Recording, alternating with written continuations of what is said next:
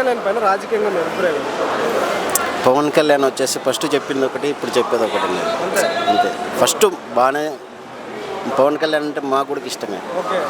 అంటే ఇప్పుడు సీఎం తర్వాత మీకు కనిపించిన మార్పు ఏదంటే ఆంధ్రప్రదేశ్లో అంటే నాకేం అంత ఇదిగా అనిపించట్లేదండి. ఇచ్చిన శాఖలకి న్యాయం చేస్తున్నారా? ఎక్కడ న్యాయం జరుగుతుందండి? మనకేం అనిపించట్లేదండి. ఎందుకంటే మనము చెప్పింది హామీలు వరకు మనం చేసుకోవాలి, కానీ అది కాకుండా వేరే కుల మతాలది ఇది అది అని చెప్పకుండా ఒక మాట అన్నారు, ఆయన ఓజీ కాదు పెద్ద క్యాబేజీ, ప్రజల చెవిలో క్యాబేజీలు పెడుతున్నారు, మాయ మాటలు చెప్పి అంటారు. రాజకీయంలో చెప్పుకునే వాళ్ళు రోజా కానీ ఎవరన్నా కానీలేండి, మనం రాజకీయ పరంగానే చేయాలి కానీ అదంతా ప్యాకేజీలు ఇవి చెప్పకూడదండి. ఏదైనా తెలంగాణలో కూడా పోటీ చేస్తా అంటున్నారు, చేస్తే ఎంతవరకు ప్రభావం చూపిస్తుందండి?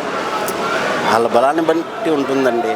వాళ్ళ బలాన్ని బట్టి ఉంటుంది. ఆయన చేసే పనులు బట్టి. కూటమికి వెళ్తారా, సింగిల్కి వెళ్తారా? ఆయన సింగిల్గా పోరాడమే మంచిది అనిపిస్తుంది. ఎప్పటికైనా అవుతారని ఒక నమ్మకం అవకాశం ఉండొచ్చు. అది ఇక్కడ అక్కడ అని ఎవరిది లెక్క పెట్టుకోకుండా కరెక్ట్. పోటీ చేయట్లేదు సింగిల్గా? విజయ్ గారు నాకు అంత ధైర్యం లేదు. ఆయనకి ఫస్ట్ నుంచి అలాగే పోరాడింటే బాగుండేది అనిపిస్తుంది. ఏంటి విజయ్ గారికి పవన్ కళ్యాణ్ గారికి తేడా ఏంటంటే? అంటే విజయ్ గారు డీసెంట్గా వచ్చి అతను జనాలలో ఒక దమ్మును ఇచ్చేశారు. ఇతను వచ్చేసి బాగానే మంచి వ్యక్తే అయినా ఆయన ఆవేశంతో మాట్లాడతారు కదా, ఆవేశంతో మాట్లాడదాన్ని బట్టి కొంచెం రాజకీయంగా మెరుగుపడ్డారని అంటారు. నిలబడతారండి, లేదా నిలబడకుండా ఉండకుండా ఏం లేదు. అతను మాట తీరు మెరుగుపడ్డారా, రాజకీయంగా మెరుగుపడ్డారా? ఆవేశపడుతున్నారండి ఎక్కువ.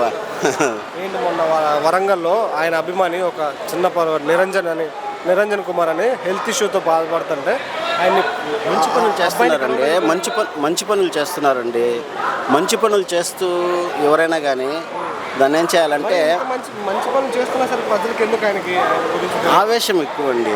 ఆవేశంతోనే ఆయన కొంచెం తగ్గించుకుంటే మంచి క్వాలిటీ లీడర్, చెప్పాలంటే మంచి వ్యక్తి అనిపిస్తుంది.